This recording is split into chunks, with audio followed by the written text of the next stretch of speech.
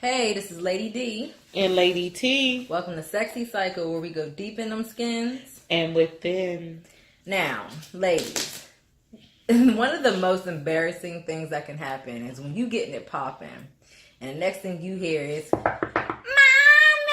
what y'all doing up in there? What's them sounds? You hurting my mommy? Oh my God. Have y'all heard that? I know you have. Especially if you've been married for a while and you've been getting it popping for a while. You had them kids knocking outside your door, just screwing it all up. How do y'all feel about that? And more importantly, how do you prevent it? Okay? How do you prevent that from happening? And that is what today's topic is: child distractions. Yes. Miss Lady T, I'm going to turn this over to you. Has this happened to you, and what do you do, and what have you done about it? Oh, wow. Yes, it has happened. And I sprung into action. Like, oh, no. You sprung into action. Like, oh, no, this cannot happen again. No, because number one, it's embarrassing. Number two, it's embarrassing. Yeah. And number three is disruptive, because sex is important. Lovemaking is important. And you need that with your partner, whether it's your husband, your boyfriend, your girlfriend, your wife, whomever. It's very important because sex is also healing. Sex can be very therapeutic. So it's when it's time to go get to going and getting down with the get down. You don't need the children being disruptive and distracting. You need to be the distraction before the action. Okay, so I think like when it happened to me, my daughter was rather young, and it actually happened even when she was a little older, but. The first time she was rather young, and I was not prepared as a mother as to what to do, in the moment of it happening.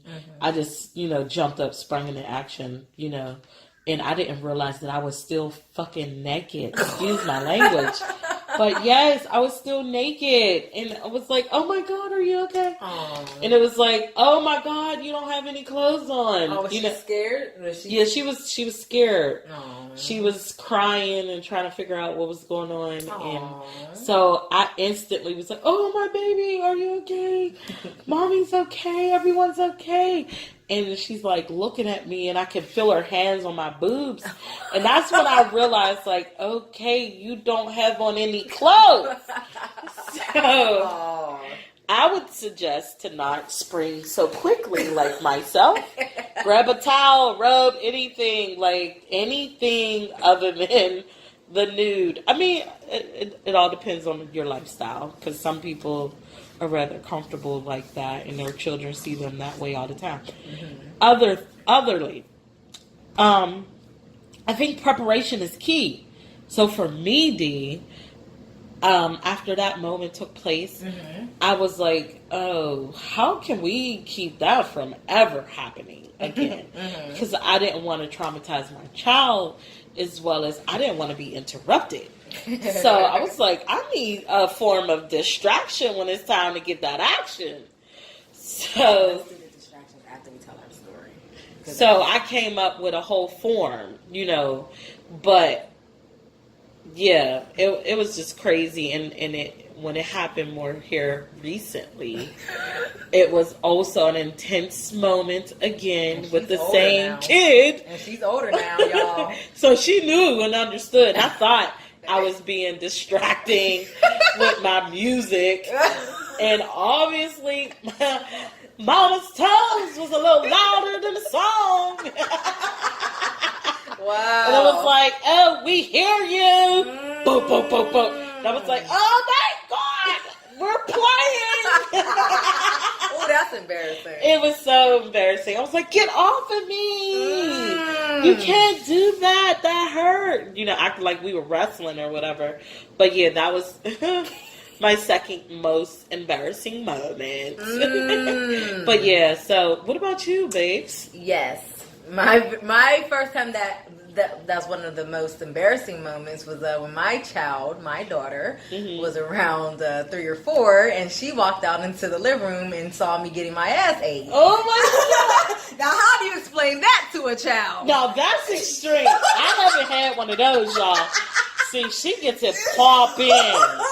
Like. But to my defense, everyone, it was 3-4 o'clock in the morning. She should have been asleep. But maybe I was being loud. I'm not sure. But woke that baby up. Yeah, she came out and seen that, and there was no way to explain that. And so she was scared. She ran into the bathroom and she cried. And so me and my guy at the time, me and my guy, we we got ourselves together, and she came back out. And she tried to act like she didn't know what was going on, even though she did. And we ended that moment by watching Friday. like that makes it any better. Wow. How does Friday end up coming on? Like, how do you do that? What'd you say? Want to watch a movie? Yeah, pretty much. And we sat there and watched it until 6 o'clock in the morning. Oh, just still. Everybody's still. Yeah. Nobody moves. Exactly. No one moves. And everyone fell asleep on the couch that morning. So that was one of the more embarrassing times. Wow. And the more recent time, like you, my daughter's older now too, and she's heard me more recently, and she definitely knows what's going on because she always picks on me for it. I hear a whole lot of, I heard that. I get a lot of that, and that's quite embarrassing as well. But it's a little easier to take because I know that she knows what's going on. She understands the concept of sex and intimacy and things like that. And she also understands how important it is. So she does give me that respect. But it's still embarrassing to know that your child can hear you in your most intimate. So that's why it's important to like come up with preventative measures. Come up with a form of distraction so you don't have those disturbances during your action in those mortifying moments, because no one wants to be caught by their children, especially visually. Oh my God. That now you definitely had it worse than me. But I think vocally, like them hearing it is just as bad. But visually, yes. And thankfully, she was rather young when that happened. Yes. So if that happens to you guys, and if it happens often, I would suggest that you come up with a distraction. So, like for instance, if you have younger children, the best ways to distract them for that time being is definitely cartoons and movies. Always. I mean, you can never go wrong with that. I mean, children are always so captivated by the things that interest them the most. And what more than a cartoon that they're into is going to capture their interest like that. I don't know what's wrong with my words today. That's all that digmatism. Get it in. Yeah, but Disney movies, Cartoon Network, all that stuff. Yeah, anything captivating. And Number 2, we have as structure and setting standards for quality time. Definitely. You know that, you have your mommy child time, and you also need to let that child of yours know that you need quality time with you and your man or your mate or whatever. So just need to have that structure of whenever it's time for quality time with me and mates, you have to go do something, whether that's play with your toys, whether that's go play an instrument, do homework, do something constructive while we have our quality time. And then when we're finished, it's time for you and I. And you can be open and honest. You don't got to say, I'm about to go get my back blown out. But you can be open and honest with your children, like it's mommy and daddy time or whatever it is. Like you can be, have that space where you can, educate your children on, okay, this is our time. This is your time with mom. This is your time with dad. This is mom's time with dad.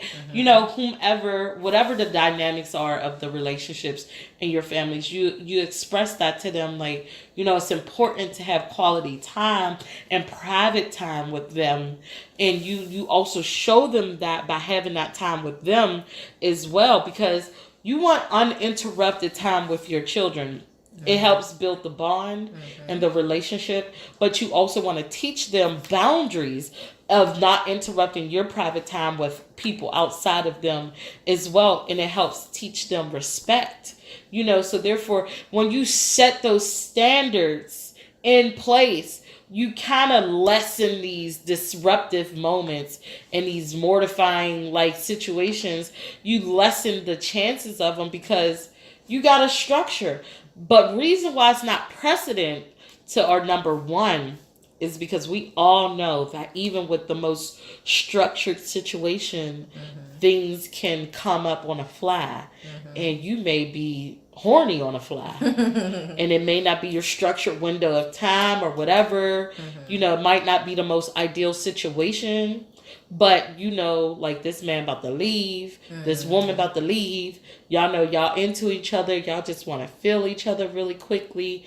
It's okay to throw that movie on. So that's why that's precedent over structure for us anyway. It may be different for you, but I think they're both very important to learn to be creative in thought and productive in action and safe in the way we raise our children, in the way we handle ourselves. And you can be as sexual and open as you possibly want to be. Just be conscious of how we do. It's not what you do, it's how you do. So and also the final thing and the most important thing is talking to your children about sex. Yes. They need to understand, and now obviously it's up to you at what age you want to discuss this, but it's very important that you explain to them the dynamics of sex and the importance of it, and just explaining to them that it is a human need. Yes. And it can be a good thing. The purpose it serves. And that also teaches your children to not just be out here giving themselves to anyone in any way. Exactly. In any place. In any form. In any form. Yeah. Yes. So it teaches them, self-respect and preservation, because when you have such a regard for yourself, anything you understand totally, you tend to do better with it. So the more information you give your children, you better aid and assist them in life and in these situations. So talk to them about sex and help them understand boundaries and personal boundaries. Exactly. And I think that they'll also respect that when it's time for you to do it, and they can sense when you want to and will do it. Yes. They'll give you that respect. Yes, for the most part. Because my daughter knows, Mama need love. I'll be back. Exactly. I will be back, and you pick and choose your age appropriateness. I think once they get the width of it and the way the width, literally the width, like once they get the width of it, the way the world is today, you better be the one informing your children. Exactly. You do not want the world to teach them. Exactly. So you be the one to teach them, Exactly. They will learn from the internet, okay? The internet will teach your children, okay? And you don't want that. Exactly. And not even just the internet. How about school? Exactly. Their peers. Life in general. Yeah. So next thing you know, they'll be knowing what those sounds coming from your room really are. And you talking about, oh, we were fixing a bed. Yeah, more like breaking it. So you can keep on with the small white lies if you want to. Mine gonna know what's going on over here. And they gonna respect it. They gonna take their little selves about their little business while I handle mine, okay? But I'm gonna also be safe and responsible at giving them this information and preparing myself to receive my action with a little distraction. Exactly. So if y'all have any child distractors that we don't know about, maybe you can put it down in the comment section below. Yeah, let us know. We always open for tips. Open. Open. I'm such a pervert. Open for business. And in the meantime, between time, like, share, subscribe, love, and fuck. Peace.